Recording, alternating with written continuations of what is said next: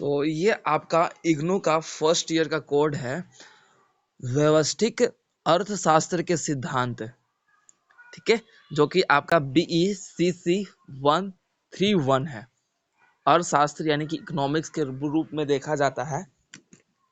तो हम पहले बुक के बारे में पता कर लेंगे कि भाई बुक का नाम जिस तरीके से यहाँ पे व्यवस्थिक व्यवस्थिक अर्थशास्त्र के सिद्धांत के रूप में दिया गया है, वो आपका देखने को मिलता है।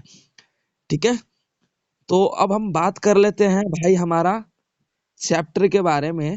तो देखो, अर्थशास्त्र का मतलब क्या है।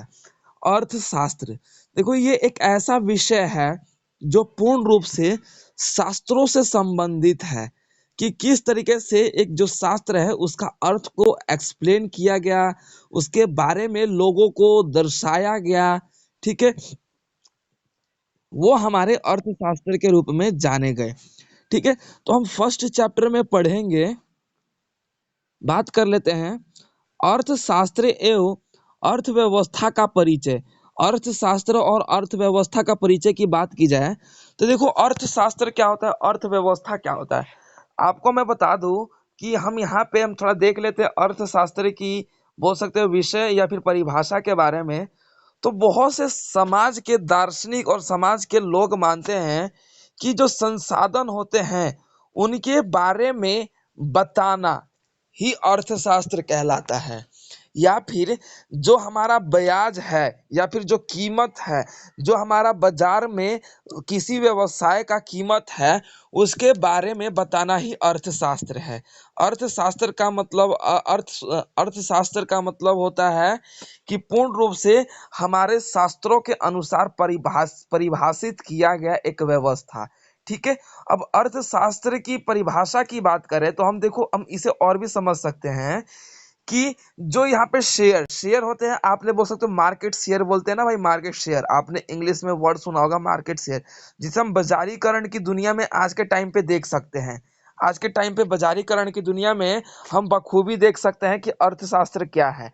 ठीक है, अगर मैं आज के टाइम पे बात करूं तो भाई बेरोजगारी है, मुद्रास्फीति है। मुद्रास्फीति का यानी कि मतलब होता है कि मुद्रा का डाउन हो जाना।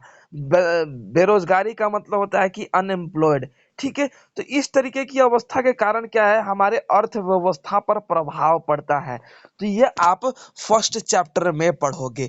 अब इसके साथ साथ देखो, आज इसके दुर्लभ अवस्था के रूप, दुर्भाग्य अवस्था के या फिर अवधारणा के बारे में भी पढ़ोगे कि आज के टाइम पे हमारा अर्थव्यवस्था किस तरीके से खतरे में पड़ रहा है। लोग किस तरीके से एक ही सामान को बेहतरीन तरीके से प्रयोग करने का प्रयास कर रहे हैं। भाई आवश्यकता अनुसार वो पैसे खर्च कर रहे हैं। मान लो कि उन्हें नीड है घर में 2 गाड़ियों की, लेकिन वो दिखाने के लिए 3-4 गाड़ियां खरीद रखे हैं। ठीक है, तो अर्थव्यवस्था दिन प्रतिदिन एक मनुष्य का है जो डाउन जाता जा रहा है। और दूसरा है उत्पादन के रूप में अर्थव्यवस्था डाउन जा रहा है। उत्पादन का मतलब होता है कि किसी भी सामान या फिर किसी भी व्यवसाय, किसी भी अनाज को उत्पादित करना, या फिर मतलब व्यवस्थाओं के रूप में बोला जाए तो उसका जन्म देना, या फिर ऐसे बोल सकते हैं कि अनाज को बोल सकते हैं कि अनाज को रोपण करना और फिर उसके बाद बेचना, तो ये उत्पादन कहलाता है। या फिर बोल सकते हैं कि हमारे समाज में देख सकते हैं, भारत में कच्चे मटेरियल पाए जाते हैं। उन कच्चे मटेरियल का मशीनों के द्वारा क्या है, मशीनीकरण करके चेंज करके उसे क्या करना है, सीधी सीधी बात है, परिवर्तन करना ही उत्पादन कहलाता है। तो ये आप फर्स्ट चैप्टर में पढ़ोगे। और उसके बाद अर्थव्यवस्था के केंद्र के रूप में समस्या क्या है, तो ये हमारा समस्या क्या है, उत्पादन किया गया समस्या, सबसे बड़ी समस्या क्या है कि हमें जितना उत्पादन किया जाता है, मान लो कि हमें मटेरियल चाहिए एक्स टाइप का और वो बना दिया गया वाई टाइप का, यानी कि जितना क्वालिटी हमें चाहिए उतना क्वालिटी नहीं बनाया गया, और क्वांटिटी जितना बनाने के लिए चाहिए भाई उतना क्वांटिटी नहीं बनाया गया, तो फिर क्या है भाई, उसकी समस्या बन जाता है। और उसके बाद आपका बोल सकते हो कैसे उत्पादित किया जाए, भाई मतलब मशीनों को कैसे लगाया जाए, सामानों को कैसे बनाया जाए, इन सभी के कारण क्या है, एक फोन ही है, फोन का इक्विपमेंट बनाने की बात की जाए तो भाई फोन के बैटरी को असेंबल कहाँ से किया जाए, डिस्प्ले को असेंबल कहाँ से किया जाए, उन्हें जोड़ा कहाँ जाए, इन सभी व्यवस्थाओं का ध्यान में रखा जाता है हमारे उत्पादन के टाइम पे, ठीक है, जिसके कारण सबसे बड़ी समस्या होती है। यहाँ तक समझ में आ गया? अब इसमें आप ये भी पढ़ोगे कि उत्पादन की संभावना वक्र क्या होता है। वक्र का मतलब होता है एक टाइम पीरियड के रूप में। भाई उत्पादन किया गया वस्तु है, मान लो कि कोई एलईडी बनाया गया, कोई टीवी बनाया गया, बोल सकते हैं कि एक टीवी बनाया गया हो, एक एलईडी बनाया गया हो।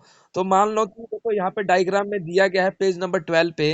तो एलईडी कितने क्वांटिटी में चाहिए भाई, ठीक है, कंप्यूटर कितने क्वांटिटी में चाहिए भाई। तो मान लो कि जितना हमने क्वांटिटी बनाया उससे ज्यादा डिमांड हो गया तो भी गलत है, और उससे कम डिमांड हो गया तो हमें लॉस ही हो जाएगा। तो इसीलिए उत्पादन किया जो जाता है अर्थव्यवस्था के रूप में, जो हमारे अर्थव्यवस्था को खतरे में ना डाले, उसका सबसे बड़ा मोटिव क्या है कि प्रॉपर वे में उसकी जानकारी, एक पूरा स्ट्रक्चर क्रिएट करने के बाद ही हमारा जो है उत्पादन को तैयार किया जाता है या फिर किसी वस्तु को तैयार किया जाता है। अब मान लो कि हम फोन यूज कर रहे हैं। अब मान लो कि किसी कंपनी को ऑर्डर दे दिया भाई 1000 फोन बनना चाहिए। मान लो कि 1200 कस्टमर बोल रहे हैं कि हमें फोन चाहिए भाई, तो फिर 200 फोन की आवश्यकता फिर पड़ जाएगी। तो ये भी एक समस्या है। मान लो कि भाई 1000 का ऑर्डर मिला था, लेकिन कस्टमर ने खरीदा भाई 900 का फोन। तो उस सिचुएशन में क्या है, आपका 100 फोन का जो है कंप्यूटर बोल सकते हो पैसे की लॉस हो जाएगी। तो इस अवस्था में अर्थव्यवस्था का सबसे बड़ा समस्या क्या होता है, जो उत्पादित की गई वस्तु है ना, उसको सटीकता से जानना कि कितनी आवश्यकता है और कितना बनाना है, कितना तैयार करना है। इसी कारण इसका जो बोल सकते हैं सबसे बड़ा समस्या बन जाता है। ठीक है, क्लियर है? तो ये था आपका फर्स्ट चैप्टर। अब बात कर लेते हैं हम सेकंड चैप्टर के बारे में। तो सेकंड चैप्टर क्या है हमारा, मांग का सिद्धांत एवं मांग का लोच। मांग का सिद्धांत यानी कि डिमांड जिसे बोल सकते हैं, यानी कि प्रिंसिपल ऑफ डिमांड या फिर डिमांड ऑफ प्रिंसिपल। ठीक है, तो अब देखो भाई, डिमांड ऑफ प्रिंसिपल की बात की जाए तो हम किसी चीज की डिमांड करते हैं कि भाई हाँ ये हमें चाहिए। अब चाहिए का मतलब क्या है कि कोई सामान मांग रहे हैं, मतलब कंपनी से ऑर्डर कर रहे हो, तो भाई वो डिमांड ही तो कहलाया। अब मान लो कि आपने फ्लिपकार्ट पे एक फोन ऑर्डर किया, तो वो ऑर्डर करते हो क्या करते हो भाई, वो डिमांड करते हो, और आपने उस चीज की चार्ज दिया तो उस डिमांड को कंप्लीट कर दिया जाता है। तो इसी व्यवस्था के ध्यान में रखते हुए अगर हम दूसरे स्थितियों की बात करें, तो हमारे अवस्थाओं के रूप में किसी भी अवधि के टाइम पे, यानी कि टाइम पीरियड के टाइम पे तीसरा जो व्यक्ति है या फिर चौथा व्यक्ति है, पूर्ण रूप से हमें ये देखने को मिलता है कि इसकी डिमांड अवस्था जो इस तरह का सब बढ़ती है कि जितनी हमें जिस तरीके से डिमांड करते हैं वो हमारा पूर्ण करने का प्रयास किया जाता है हमारे अर्थव्यवस्था, हमारे समाज में। अब मान लो कि आपने एक बोल सकते हो कि फंक्शन होता है, तो आप डिमांड करते हो कि भाई हमारे फंक्शन में ये ऑर्गेनाइज होना चाहिए, ये सब मिठाई बननी चाहिए, और सामने वाला को आप पैसे दे देते हो, वो बना देता है। तो आप डिमांड कर रहे हो ना, लाइक डेट की एक ऑर्डर दे रहे हो, डिमांड कर रहे हो। ठीक है, आप मार्केट में गए, मार्केट में कोई सामान खरीदा, ठीक है, तो आपको वो सामान अच्छा नहीं लगे, तो आपने बोला कि नहीं इसका सैंपल है ना, आप मंगवा लीजिए, मैं खरीद लूंगी या फिर परचेज कर लूंगी। ज्यादातर क्या होता है भाई, आपके बोल सकते हो कि क्लॉथ्स वाले कपड़े के रूप में होता है कि हाँ हमें मेरे को इस टाइप का सरारा चाहिए, इस टाइप का प्लाजो चाहिए, इस टाइप इस कलर का मेरे को सूट चाहिए, पंजाबी सूट चाहिए, पटियाला सूट चाहिए। तो आप डिमांड करते हो, ठीक है, और वो डिमांड आपको पूर्ण किया जाता है। तो डिमांड क्या है, एक बोल सकते हो अर्थव्यवस्था का निजी अवस्था है, जिसके पूर्ण रूप से हम अपने आप को बोल सकते हैं कि कंप्लीट करते हैं। अब उसके बाद मांग का लोच, लोच का मतलब होता है जो आपसे मांग किया गया है, उस मांग के अनुसार क्या है आप उसके बोल सकते हो बार्गेनिंग। ठीक है, लोच का मतलब यहाँ पे प्रस्तुत किया गया है एक बार्गेनिंग स्वरूप के रूप में। ठीक है, तो भाई डिमांड जो है मार्केट में बढ़ता है और घटता भी रहता है। अब देखो आप लोग कभी देखे होंगे कि पहले क्या था भाई, पहले क्या था भाई, 4G का डिमांड था। अब देखो 5G फोन आ गया तो सबके मन नहीं नहीं खरीदेंगे तो 5G खरीदेंगे, नहीं तो अब फोन, अब 4G का कोई मतलब ही नहीं बनता, नेटवर्क 5G का आ गया तो। ठीक है, तो भाई डिमांड के अनुसार क्या है, अर्थव्यवस्था समाज और बाजार का टिका हुआ रहता है। इस अवस्था के रूप में हम ये कह सकते हैं कि, और इसके रूप में आप देख सकते हैं कुछ आपके इक्वेशंस भी यहाँ पे आएंगे। भाई मांग का अनुपात कितना होता है, अनु आनुपातिक परिवर्तन और बटे में आपका आय में प्रतिशत प्रतिशत परिवर्तन, ये आपका बोल सकते हैं डिमांड और मांग के रूप में है। तो ये आपके कुछ इक्वेशंस भी आएंगे इसमें, जो मैथमेटिकल रूप में आपके बाय ग्राफ के रूप में दर्शाने का प्रयास किया जाएगा। ध्यान रखिए सभी स्टूडेंट्स, ये बहुत इंपॉर्टेंट चैप्टर्स भी हैं और ये चैप्टर्स अच्छे से करना पड़ेगा, नहीं तो इसमें बैक भी आती है इस कोड में बच्चों की। ठीक है, तो अब हम बात कर लेते हैं तीसरे चैप्टर के बारे में। अब उसके बाद हमारा अगला चैप्टर है आपूर्ति का सिद्धांत और आपूर्ति का लोच। आपूर्ति का सिद्धांत का मतलब होता है आपूर्ति, देखो एक होता है पूर्ति, पूर्ति मतलब कंप्लीट, और आपूर्ति का मतलब होता है इनकम्प्लीट। अब देखो भाई, हमारा इनकम्प्लीट कब रहेगा? अब मान लो कि भाई आपसे डिमांड किया गया इतने का, लेकिन अब व्यक्ति और लोगों के द्वारा मांग अधिक कर दिया गया। जैसे मैंने एग्जांपल दिया हुआ आपको ऊपर ही, जितना आपका क्वांटिटी है, मान लो कि 1000 फोन को बनाने की क्वांटिटी है, ठीक है, और आपके कस्टमर कितने आ गए भाई? 1200 आ गए। तो भाई क्या है, 200 क्या है, आपूर्ति, यानी कि कमी हो गई। ठीक है, तो भंडार का सबसे बड़ा आपूर्ति को खत्म करने के लिए भंडार, जिसे स्टॉक बोलते हैं, ठीक है, और दूसरी तरफ आपूर्ति, इन दोनों के बीच काफी डिफरेंट वे में एक क्वेश्चन जरूर पूछेगा कि भंडार और आपूर्ति के बीच अंतर स्पष्ट कीजिए, क्या अंतर होगा? तो वेरी वेरी इंपॉर्टेंट क्वेश्चन है। तो आप लोग इस क्वेश्चन को लिख सकते हो, भंडार व आपूर्ति के बीच अंतरों को स्पष्ट कीजिए। ठीक है, तो ये क्वेश्चन जरूर पूछेगा। तो देखो भंडार क्या होता है? भंडार क्या होता है? किसी भी अवस्था, किसी भी वस्तु को ना हम एक जगह पे स्टोर करके सेव कर लेते हैं, सेव कर लेते हैं। लाइक दैट, जैसे अनाज होता है, अनाज को हम एक जगह पे स्टोर कर लेते हैं ताकि बाद में हम उसका उपयोग कर सके। और आपूर्ति का मतलब क्या है कि वास्तव में वास्तव में क्या होता है कि बाजार में सडनली क्या है, डिमांड बढ़ जाती है। बाजार में सडनली क्या है, डिमांड बढ़ जाती है, जिसके कारण क्या है, समाप्त हो जाता है वस्तुएं, या फिर बोल सकते हो बाजार में कोई बिक्री समाप्त, बिक्री अत्यधिक होने लगती है किसी वस्तु की, तो उस कारण क्या है, उसकी आपूर्ति या फिर कमी होने लगती है, जिसके कारण हम कह सकते हैं कि आपका स्टॉक में रखना जरूरी होता है। तो ये आप बोल सकते हैं। अब इसके इसके कारण क्या होता है ना कि आपके कीमतों में बढ़ोतरी भी होती है। डिमांड जब होने लगा तो कीमत बढ़ जाएगी भाई। अब मान लो कि आपने टमाटर की पूर देखा होगा, अभी टमाटर कितने रुपए किलो हुआ था? 200 रुपए किलो हुआ था, 150 रुपए किलो हुआ था। ठीक है, तो भाई क्यों हुआ था? क्यों? क्योंकि भाई माल आ नहीं रहा था और पब्लिक डिमांड कर रही थी, इसलिए भाई बढ़ गया। क्यों? क्योंकि उसकी क्वांटिटी धीरे धीरे घट रही थी ना, तो इसलिए घट गया। ठीक है, तो ये ध्यान रखिए सभी स्टूडेंट्स कि आपूर्ति अगर करनी है, अच्छे मतलब पूर्ति करनी है, तो हमें स्टॉक को ध्यान में रखते हुए करना होता है। ठीक है, तो ये आप चैप्टर नंबर 3 में पढ़ेंगे। इसके साथ साथ चैप्टर नंबर आप 3 में ये भी पढ़ेंगे कि आपूर्ति में परिवर्तन बनाम आपूर्ति में मात्रा में परिवर्तन, यानी कि बनाम का मतलब होता है और, यानी कि आपूर्ति में परिवर्तन और आपूर्ति में की मात्रा में परिवर्तन। यानी कि भाई आपका मान सकते हो कि भाई हमने एक चीज का पूरा ही नहीं किया। मान लो कि कंपनी में डिमांड किया कि सोलर प्लेट जो होता है ना वो आपका 100 बनना चाहिए, और भाई हमने उस चीज को पूरा ही नहीं कर दिया, पूरा ही नहीं किया बिल्कुल। ठीक है, और एक तरफ आपका मान लो कि कंपनी ने डिमांड किया कि 16 मतलब 100 जो है सोलर पैनल पैनल बनने चाहिए। तो इस चीज को मान लो कि आपकी मात्रा कितनी होगी, 80। 100 में से मैंने 80 बनाया, तो ये एक बोल सकते हो आपूर्ति की मात्रा होगी। यानी कि पूरा नहीं है, लेकिन एक मात्रा के अनुसार ये कम है। क्या मात्रा के अनुसार? 100 मैंने बोला था और इसमें 20 की कमी है, इसीलिए बोला जाता है आपूर्ति की मात्रा में परिवर्तन। क्लियर हो गया? अब देखो भाई, आपूर्ति की लोच में इसमें ये देखोगे कि अन्य बातों और अन्य स्थितियों की बात की जाए तो हमारा जो मापन होता है, जो मात्राओं के रूप में, वो सीधा सीधा संबंध होता है हमारे अर्थव्यवस्था के रूप में। इसी को हम लोच के रूप में देखते हैं। यानी कि जो हमारी आपूर्ति की गई है या फिर पूर्ति होती है, उसका जो सीधा सीधा संबंध होता है किससे होता है भाई?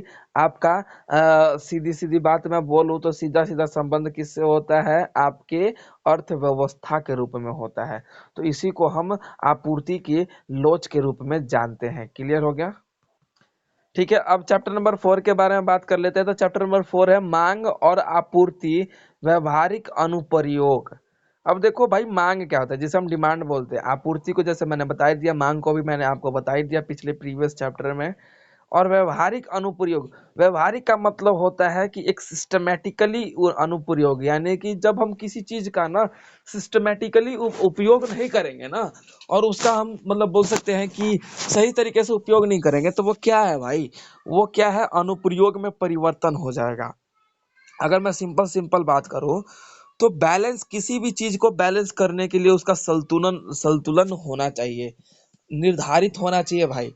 कि मान लो कि किसी भी चीज को, अब एक एग्जांपल लो, अब मार्केट में एक ही सब्जी की डिमांड की जाए तो अलग सब्जी भाई पिट जाएगी। अलग सब्जी क्या है, उसकी समा बोल सकते मार्केट में डिमांड गिर जाएगी, ठीक है। और लेकिन एक ही सब्जी की डिमांड की जाए तो भाई महंगाई तो बढ़ेगी बढ़ेगी, लेकिन वो सब्जी है या फिर वो मटेरियल है, वो खत्म भी जल्दी हो जाएगा। समझ रहे हो ना।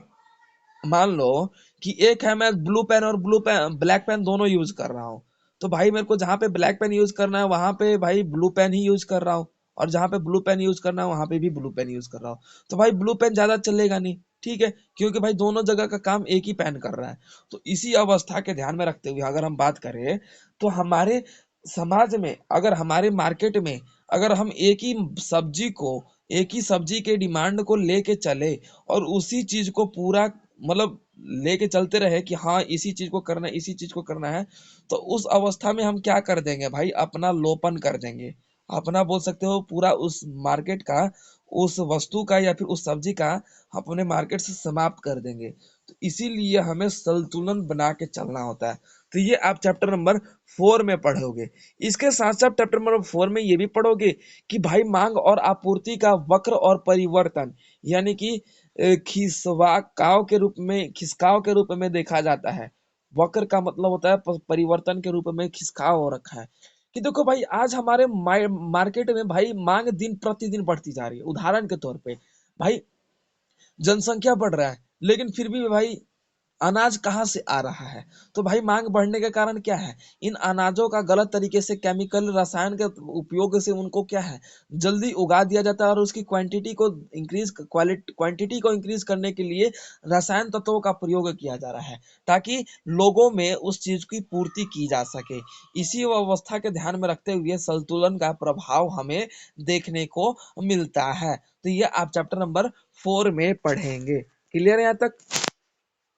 अब उसके बाद चैप्टर नंबर 4 में ये भी देखोगे कि मांग और आपूर्ति कुछ अनुप्रयोग, यानी कि कुछ अनुप्रयोग की बात की जाए, इसका जो है कि कीमत दर्शाता है भाई, कि अगर कीमत जो है अगर कम रही तो आपके डिमांड ज्यादा बढ़ जाते हैं। यानी कि मान लो कि मैं सिंपल सा लॉजिक हो कि आज भी अगर मार्केट में बात की जाए आज के टाइम पे, यानी कि बोला जाए तो 27 नवंबर 2023 की बात की जाए, तो आज के टाइम पे भी टमाटर की वैल्यू जो है वो 60 रुपए है, 60 रुपए किलो है। लेकिन अगर मैं मार्केट में इसी चीज को क्या करूं कि 10 रुपए किलो अभी आज के डेट पे मैं बेचने लगूं, तो क्या होगा भाई, लोग कहेंगे कि यार सस्ता कितना है, 50 रुपए का डिस्काउंट, मतलब इतना और इतना, मतलब सारे जगह पे महंगा है लेकिन इस यहाँ पे सस्ता है। तो वहां पे क्या है, मांग की जो व्यवस्था है बहुत ज्यादा बढ़ जाएगी, जिसके कारण उस चीज की कमी होने लगेगी। समझ में आ गया। इसे हम ऐसे भी समझ सकते हैं, दिवाली पे ऑफर आता है तो कैसे भाई इलेक्ट्रिसिटी सामान का जो रेट है डाउन हो जाता है, और उस टाइम पब्लिक कैसे खरीदने लगती है, डिमांड कैसे हो जाता है। समझ में आ गया अब।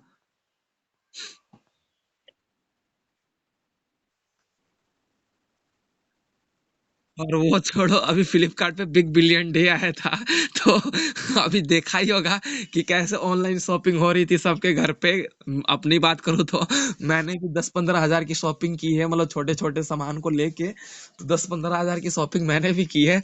तो वही बात है। तो हमारा क्या होता है कि पर्टिकुलर हर एक चीज को ना, हमारा जो डिमांड है, हमारे डिस्काउंट पे भी काफी असर पड़ता है डिमांड को बढ़ने में।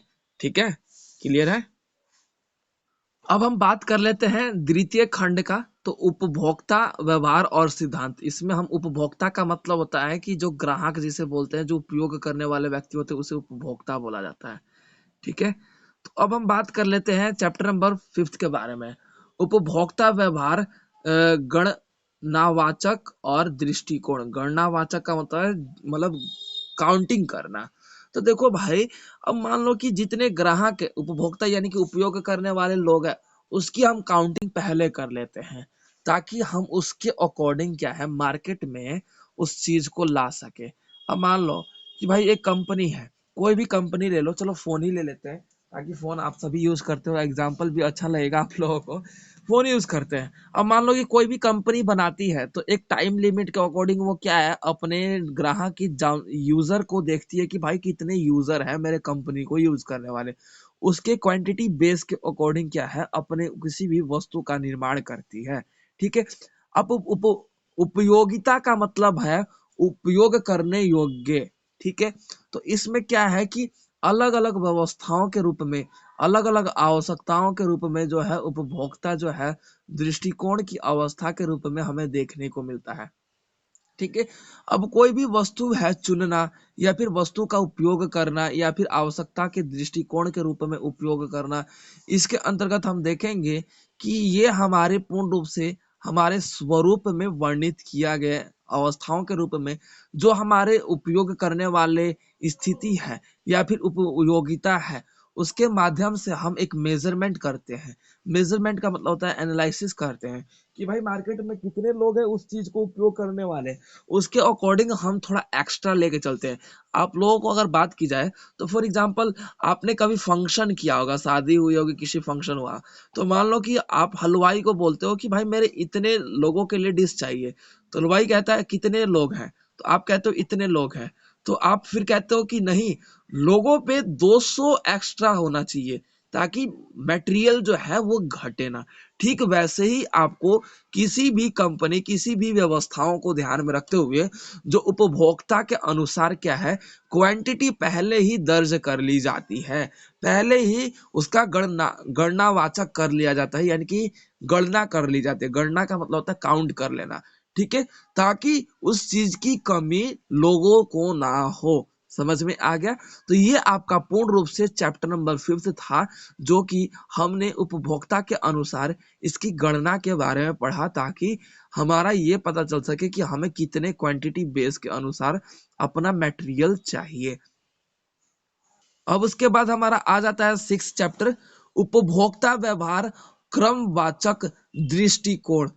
उपभोक्ता व्यवहार क्रमवाचक दृष्टिकोण की बात की जाए, अब देखो उपभोक्ता व्यवहार, अब इसमें देखेंगे कि जो हमारे ग्राहक है उनके व्यवहार, यानी कि बोल सकते हैं कि उपयोगिता करने वाले जो व्यक्ति हैं, उपयोग करने वाले व्यक्ति है उनका व्यवहार क्या है।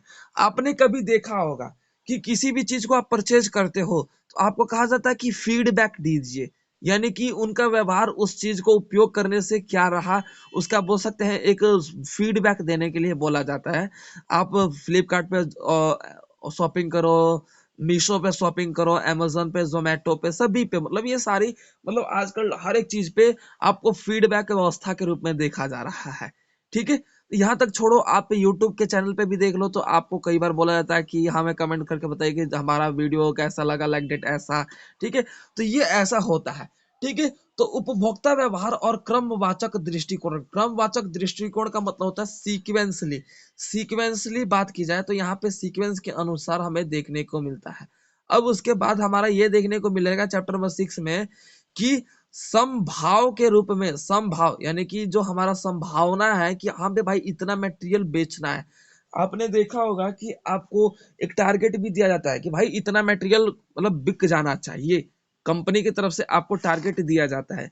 ज्यादातर ये टारगेट है दिवाली में बड़े चढ़ कर आता है कि कंपनी कहता है कि दिवाली में इतने का टारगेट ले कि मार्केट जो मटेरियल है इतना बिक जाए जल्दी।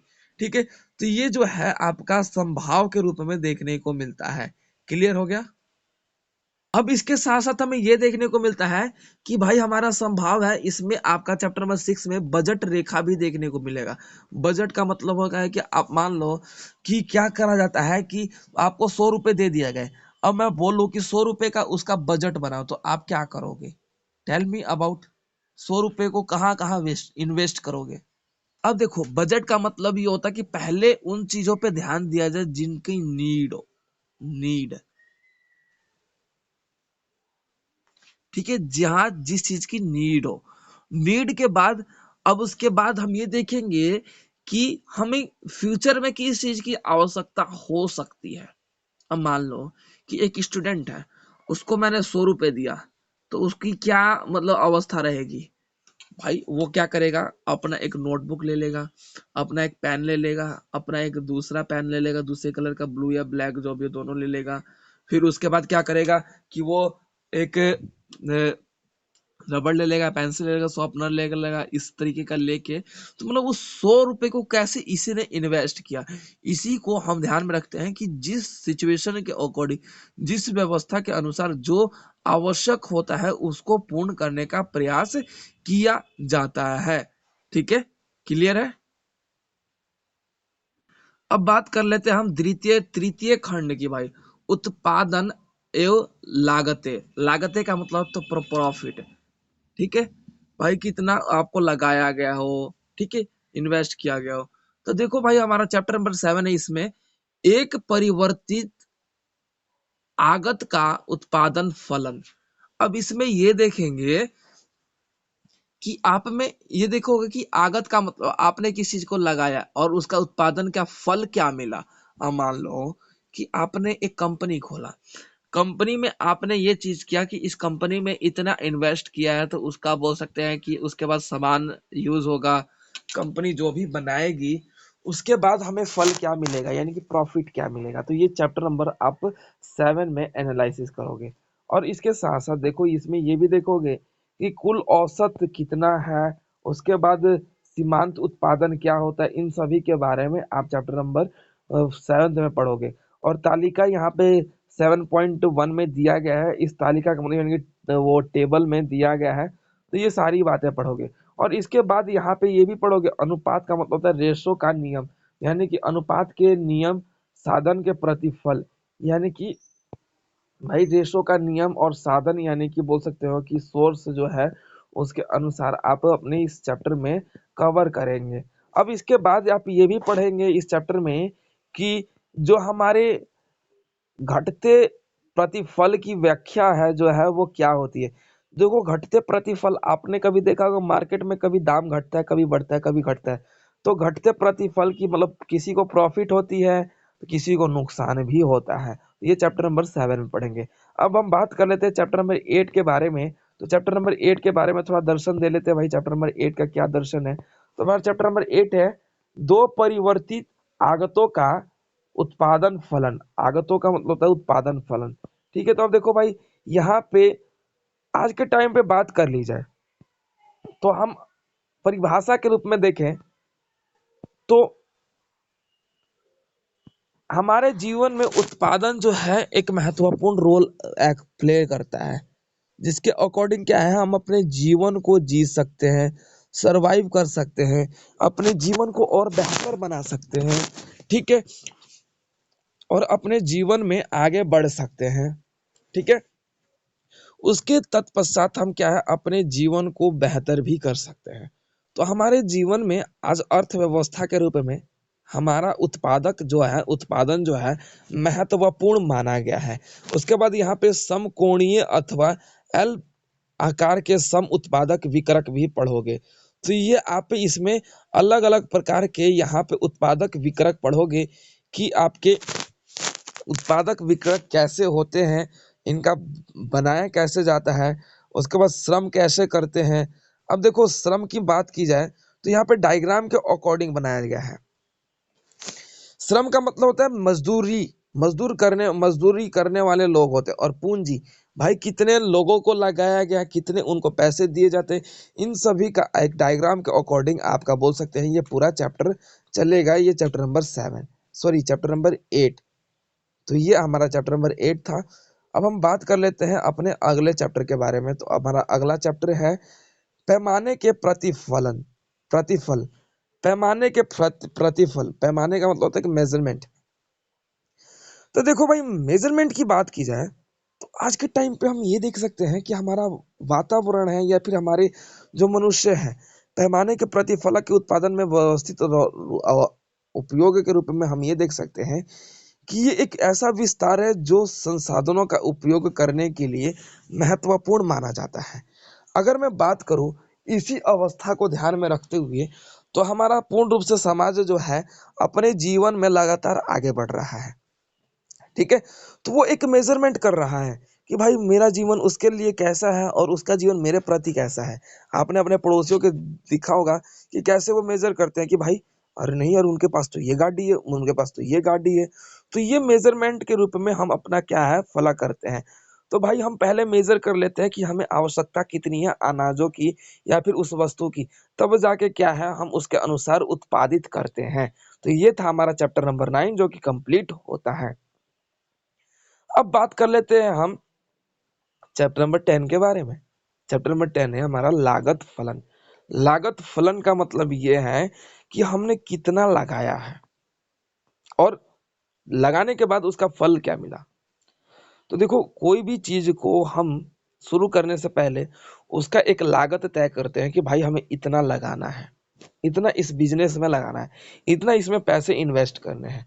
तब जाके हम किसी भी व्यवस्था के रूप में अपने बोल सकते हैं फल की इच्छा करते हैं, अपेक्षा करते हैं। ठीक है। अब इसमें आप मौद्रिक लागत जरूर देखोगे। मौद्रिक का मतलब होता है कि पैसे। सबसे पहली बात तो यह है कि कुछ भी लगे या ना लगे लेकिन पैसे जरूर लगेगा। 1 करोड़ लगे, 2 करोड़ लगे, कितना पैसे लगेगा। अब उसके बाद वास्तविक लागत वह लागत हो गए जो हमें वास्तविक रूप में स्वयं लगाना पड़ता है। ठीक है। अब उसके बाद डूबत लागत भी पढ़ोगे, आर्थिक लागत भी पढ़ोगे। ठीक है। डूबत लागत जो है पैसे लगता है, डर लगता है कि डूब गया, बच गया, डूब गया, शायद जा सकता है, पैसे खतरे में पड़ सकते हैं। तो ये हमारा क्या है, डूबत लागत कहलाता है। तो ये आप लागत के बारे में चैप्टर नंबर 10 में पढ़ेंगे। क्लियर हो गया यहाँ तक सभी को? तो हम इसमें ये भी देखेंगे कालिक लागत वक्र। अल्पकालिक यानी कि कुछ छोटे समय के लिए हम कुछ इन्वेस्ट करते हैं। ठीक है, कि हाँ भाई इतना पैसे इन्वेस्ट कर दिया और उसके बाद हमें मिल जाएगा। तो ये हमारा लागत कहलाता है अल्पकालिक।